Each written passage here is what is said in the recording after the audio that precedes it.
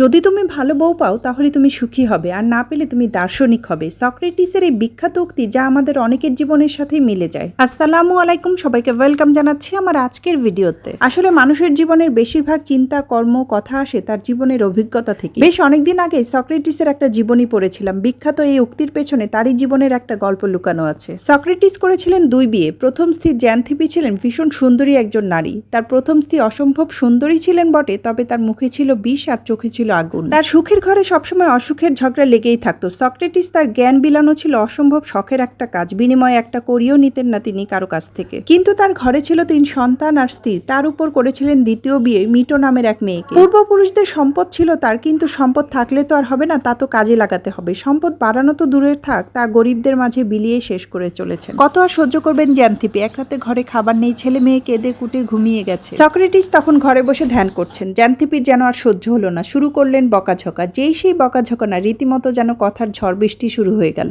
ঝগড়া মানে খুব ভয়াবহ কিছুই। সক্রেটিস নীরবে ঘর থেকে বেরিয়ে পড়লেন, বাইরে এসে চাঁদের আলোয় বই পড়া শুরু করলেন। জ্যান্থিপি এটা দেখে তো রেগে আগুন। তখন তিনি করলেন কি, সারাদিনের জমানো ময়লা পানি ছিল এক গামলায়, সেই গামলার পানি ঢেলে দিলেন সক্রেটিসের ওপর। সক্রেটিস রাগ করলেন না, বরং হেসে বললেন, এত গুরুগম্ভীর মেঘের গর্জনের পরে এক পশলা বৃষ্টি না হলে কি আর শোভা পায়? শীত হোক বা গরম হোক, সক্রেটিসের গায়ে থাকতো একটাই কোট। সব ঋতুতে সে এটাই পরতো। আর কোনো জামা ছিল না তার, পায়ে ছিল না কোনো জুতা, একেবারে সাধারণ জীবন যাপন ছিল তার জীবনীটা যখন পড়ছিলাম তখন ভাবছিলাম, সংসার করতে গেলে মতের পুরোপুরি মিল না হলেও কিছুটা মিল তো হতেই হয়, না হলে জীবনটা নরক হতে বেশিক্ষণ লাগে না। সংসার করতে গেলে ভালোবাসাটা কম থাকলেও চলে, কিন্তু পারস্পরিক বোঝাপড়াটা খুব জরুরি। স্ত্রীর যদি স্বামীর ক্ষমতার বেশি চাহিদা থাকে আর স্বামীর যদি স্ত্রীর প্রয়োজনীয়তার উপর খেয়াল না রাখে, তখনই ঘটে বিপত্তি। বেশ কবছর আগে আমার ঠিক পাশে ফ্ল্যাটে একটা দম্পতি ভাড়া থাকতো। তাদের ছিল লুতুপুতু টাইপের প্রেম। লুতুপুতু মানে চোখে লাগার মতো প্রেম ছিল তাদের। দেখা যেত স্বামী স্ত্রী বাহিরে যাওয়ার সময় বইয়ের হ্যান্ডব্যাগ স্বামী হাতে করে নিয়ে যেত। সিঁড়িতে প্রায় দেখা হলে আমি আসলে বুঝতাম না যে ব্যাগটা আসলে কার, স্বামীর না স্ত্রীর। আমার কাছে মনে হতো যার জিনিস তারই হাতে থাকা উচিত। এখন মেয়েদের ব্যাগ যদি ছেলেরা নিয়ে ঘুরে তাহলে দেখতে কেমন লাগে না? তারা বাসায় আসার পর 1 সপ্তাহ বেশ ভালোই ছিল। তারপর দেখা যেত খুব নিয়ম করেই তারা ঝগড়া করতো, সকাল বিকাল রাত আবার মাঝরাত। আর প্রতিবেশী হিসেবে আমার মতো অনেকেই বেশ সজাগ ছিল। ঝগড়ার শব্দ শুনে কি নিয়ে ঝগড়া হচ্ছে তা বোঝার জন্য কান পেতেই থাকতো। ঝগড়ার সময় দুজনেরই কণ্ঠস্বর বেশ উঁচু থাকতো, তাই আমাদের আর খুব কষ্ট হতো না কি নিয়ে ঝগড়া হচ্ছে তা বোঝার জন্য। খুব সহজে বুঝলাম দুজনের চাওয়া পাওয়া ঠিক মিলছে না। একজনের আকাশ সমান চাহিদা আর একজনের তার সাথে তাল মেলাতে প্রায় হিমশিম খাচ্ছে। আসলে সম্পর্কগুলোতে যখন এরকম অস্বাভাবিক অবস্থা আসে, তখন সম্পর্কে আর সৌন্দর্য থাকে না, তিক্ততায় ভরে যায়। বেশিরভাগ সময়ই আমরা সম্পর্কে থাকতে সম্পর্কে যত্ন করি না, সম্পর্ক নষ্ট করে তারপর আফসোস করি।